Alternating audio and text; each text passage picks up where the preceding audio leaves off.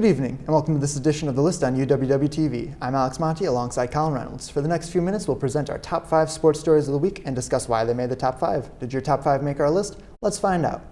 At number 5, the UW Whitewater softball team continue their winning ways in the WIAC. They have reached 19-5 on the season with a 4-2 record in conference. A recent poll of league coaches picked Whitewater to win the conference title this year. So with a handful of conference games left to play, do you believe they will claim the title? And what have been some keys to their success this season? So yeah, definitely a lot of good softball being played by Whitewater here, Alex. 19-5 record, as you said, 4-2 in conference, but that's only good for 4th in the conference right now. Oshkosh, Platteville, Stout, some teams that are also up there, some teams with 5-1 records in conference. So a very competitive conference is the WIAC for softball. But in terms of why Whitewater's been so good, Kiara Katrowski's been playing great, 4 home runs, 19 RBIs so far, 408 average. She's been great. Grace Wickman has also been great. 19-5, they had a series against Stout where they swept them. Their 2 conference losses have been 1 to Stout and 1 to Oshkosh, where they got beat pretty badly to Oshkosh, so definitely going to have to worry about Oshkosh in the future. But they got Oshkosh back in the next game, so been very competitive in the WIAC, and I could absolutely see them coming out with this, but they're going to have to beat some tough teams like Oshkosh to get that conference title to overtake them. But I definitely think they have a chance. Yeah, no, it should be a competitive conference going out. I mean, you look at it, it's always a competitive conference, realistically. Like, these teams, they know what they're doing. They're athletic colleges. I mean, Whitewater, they're always doing a lot. But it's going to be interesting to see if they can go all the way. A lot of these teams lately, they've been making the playoffs, winning all the titles and whatnot, but they've never really been getting that final goal. If you keep just coming a bit short, it's going to be interesting to see if Whitewater's softball team could perhaps change the narrative on that and actually be able to push forward into winning the big title for the national title. At number 4, the play-in tournament has come and gone once again. In the West, the Lakers beat the Pelicans to claim the 7th seed, and the Pelicans got the 8th seed by beating the Kings. In the East, the 76ers beat the Heat to secure their 7th seed, while the 8th seed was taken by the Heat, who beat the Bulls. Seeing that none of the 10 nor 9 seeds advanced, do you think the play-in tournament is all that relevant anymore? I do think the play-in tournament is relevant.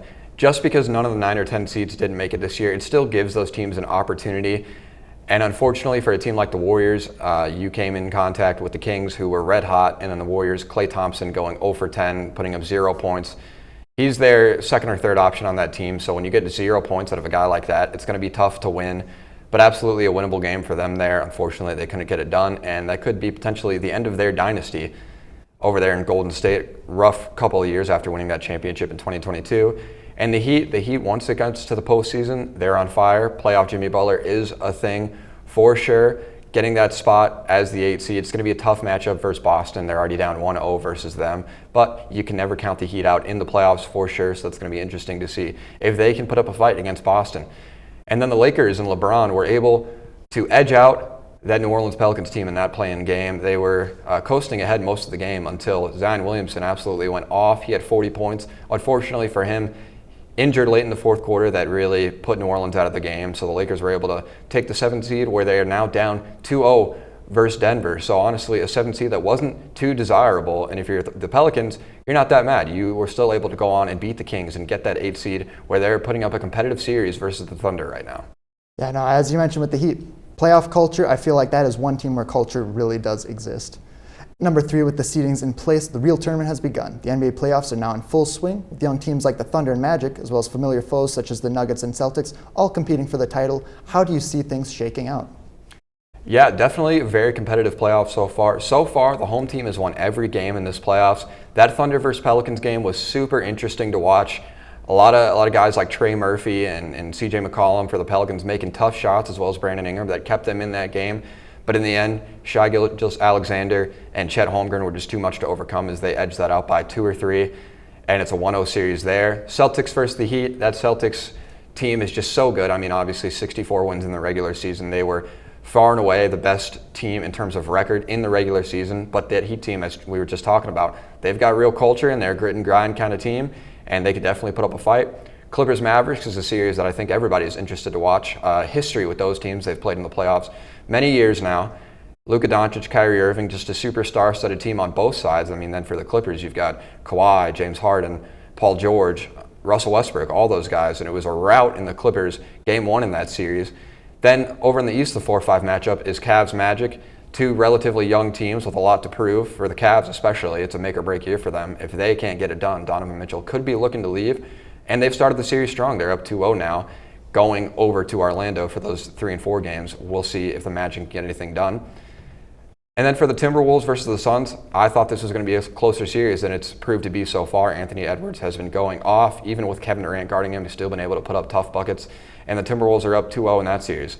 Then for the Bucks, they're 1-0 in that series. Damian Lillard has gone crazy. Obviously, no Giannis, so the Pacers should look to take advantage of that. Yeah, all great points. It should be a fun playoff to watch.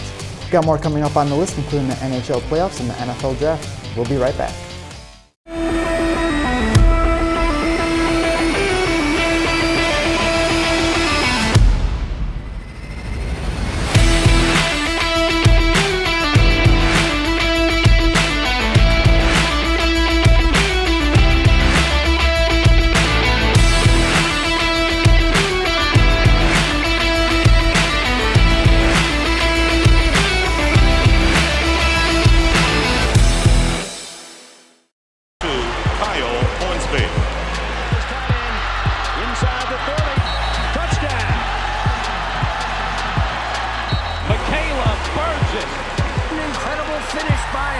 The NCAA and its member schools offer nearly 500,000 college athletes a path to go pro in something other than sports.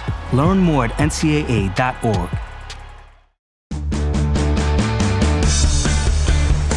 For Hawk Talk, especially on days I'm hosting, you really need to be up early looking at those news stories. Even the night before, I'm finding topics that I can incorporate in the show, and I feel like we get a conversation going. Once you get the opportunity to do that with other people who appreciate it the same level as you do, it makes it that much more enjoyable. For everything sports, tune in Monday through Thursday at 91.7 The Edge or watch us on UWW-TV. Here at UW Whitewater Intramural Sports, we have a motto: a sport for everyone and everyone in a sport. Come on!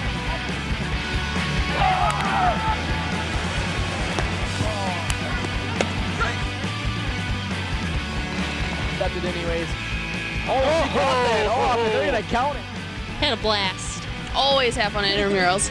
Every day we strive to go above and beyond that goal by providing healthy exercise, promoting leisure education, and giving students that competitive atmosphere they are looking for. Yes! Yes!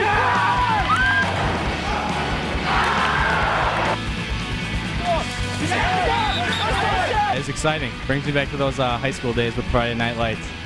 With our 25 different intramural sports offered, we guarantee that we have a sport for you. Go to our website and find your sport today.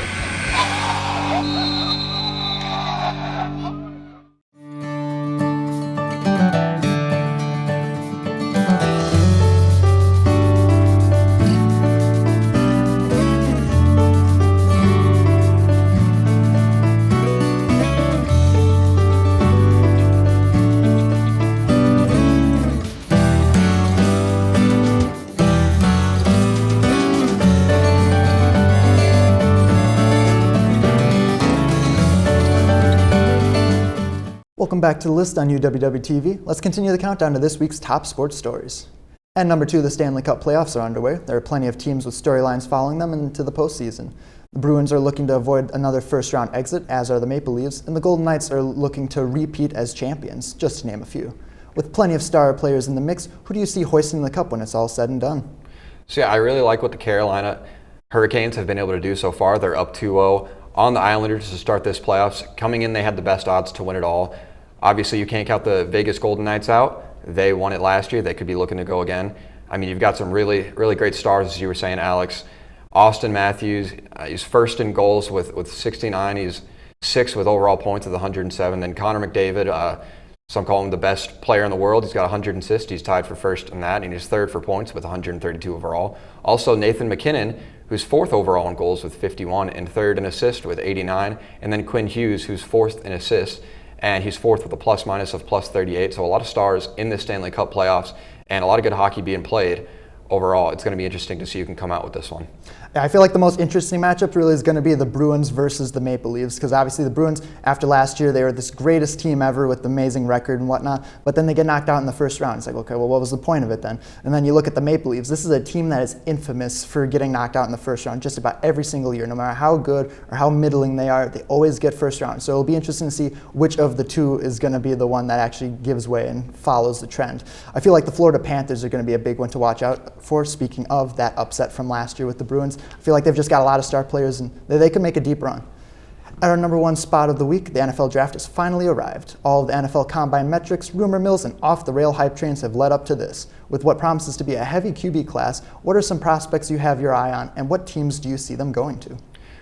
Looking at the first overall pick in this draft, it's the Bears. It's all but a foregone conclusion that they're going to take Caleb Williams. I mean, once they traded Justin Fields, they opened up that QB spot, clearly looking to go for Caleb Williams there. The second two picks, the Washington Commanders and Denver Broncos, both in need of quarterback, not really figured out what they're going to do with their quarterback yet. So could take guys like Jaden Daniels, Drake May, JJ McCarthy, a lot of, as you were saying, a very good quarterback class. Then at the fourth overall pick, the Cardinals, they have their quarterback figured out, but they're going to need to look to get some weapons around their quarterback.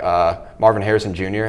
was great in college, as well as Malik Neighbors for LSU. So going to look to take some weapons there. Then the Cardinals, Chargers, and Giants, all looking up to fill out their offense and pick some of those great weapons that are on the board. Going to be very excited and interesting to see what these teams go and how they decide to fill out their rosters in this draft. Yeah, no, there's going to be a lot to shake out. I mean, the draft is always such a wild event. I mean, it's got a lot of red carpet flair to it, but also just has a lot of chaos throughout the rest of the night. I mean, you look at teams, I feel there's going to be a lot of teams needing quarterback, a lot of teams taking quarterback, but not a lot of teams getting quarterback. It's always such a hit or miss thing when it comes to the first round quarterback. Only like 2 any given draft will usually work out. I mean, there are exceptions. There are some great draft classes, but it's very rare that so many actually pan out. I feel like McCarthy, May, there's some guys that could end up being busts, and there's just too many teams that need a quarterback, not enough teams that'll end up getting them. We'll see how that'll pan out throughout the rest of the draft. I know I'm hoping for Chargers' sake, perhaps Marvin Harrison would be able to drop, perhaps the Cardinals would trade back with an even more QB-needy team, and then they would end up taking that. First 4 picks could honestly be quarterbacks. It shouldn't be, but it very well could be, and after that, it's really just going to be wide open. I think there's good receivers as well. Obviously, there's Marvin Harrison. Malik Neighbors and Rome Odunze are also great ones that I feel people need to talk about. And that'll do it for this edition of The List. We'll be back next week to talk up the latest sports headlines. For Colin Reynolds and the members of UWW TV, I'm Alex Monty. See you then.